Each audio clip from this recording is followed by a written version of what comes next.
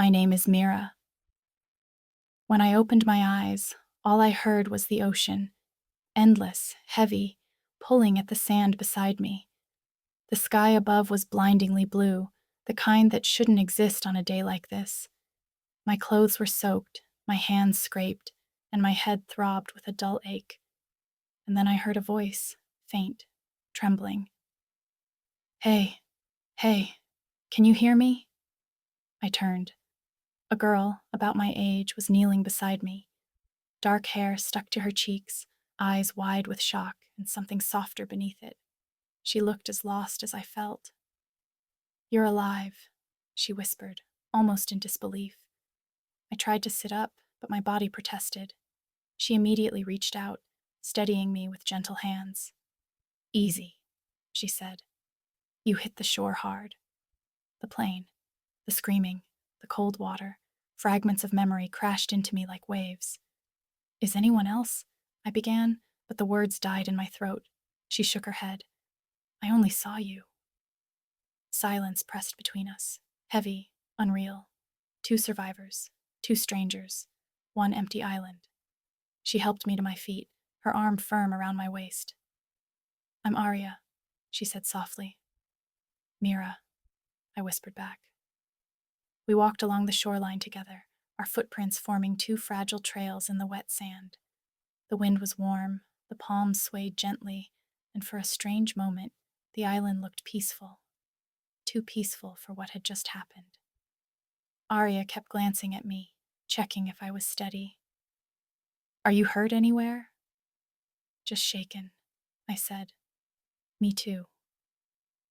We found a small clearing beneath a cluster of palm trees. Arya brushed debris aside and sat down, pulling her knees to her chest. I sat next to her, close enough to feel the warmth of her skin. For a long time, neither of us spoke. The ocean filled the silence, steady and cruel. Finally, Arya exhaled shakily. I thought I was going to die out there. Her voice cracked, just enough to reveal the truth beneath the calm. I thought so too, I admitted. She turned to me, her dark eyes filled with something raw. Fear, relief, hope, all tangled together. But you're here, she whispered. We're here. A breeze stirred the leaves above us. The island felt big, empty, terrifying, but sitting next to her made it feel just a little less impossible. And as the sun dipped lower, casting long golden shadows across the sand, I realized something. Surviving wasn't the hardest part. The hardest part would be discovering who we were, now that the world had disappeared except for us.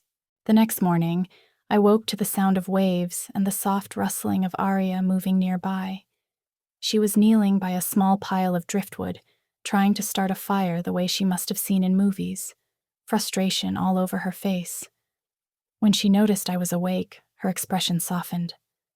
Morning, she murmured. Morning. The fire didn't start, but her smile did.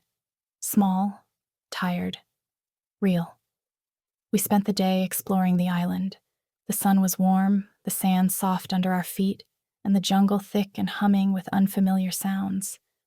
Arya walked slightly ahead, pushing branches aside, glancing back to make sure I was close. Every time our eyes met, something quiet passed between us. A shared understanding of fear and gratitude, a silent acknowledgement that neither of us wanted to face this place alone. At midday, we found a freshwater stream. Arya cupped her hands and drank first, then motioned for me. It's clean, she said, droplets shining on her lips. Her gentleness did something strange to me, steadied me, anchored me, pulled me closer without a single touch. As we rested by the water, she finally spoke. I keep thinking about the plane, she said. Me too. But then, she hesitated. I look at you, and for some reason, I feel like I'm not falling apart. Her words sank into my chest like warm sunlight. We headed back as the sky turned orange and pink. Arya walked beside me now, closer than before, our arms brushing lightly. Neither of us moved away. I don't know what happens next, she said quietly. Neither do I. But, her voice lowered, I'm glad it's you here with me. The honesty in those words almost broke my composure. I stopped walking. She did too. The breeze lifted her hair. The sunset painted her face in soft gold. And in that fragile silence, warm, uncertain, full of unspoken truth, I understood something I couldn't name yet. We were strangers yesterday, survivors today, but something more was beginning to grow in the space between waves and quiet breaths. Not romance, not yet, but connection, gentle, necessary, impossible to ignore. And as the first stars appeared over the island, Arya whispered, We're going to be okay, because we're not alone.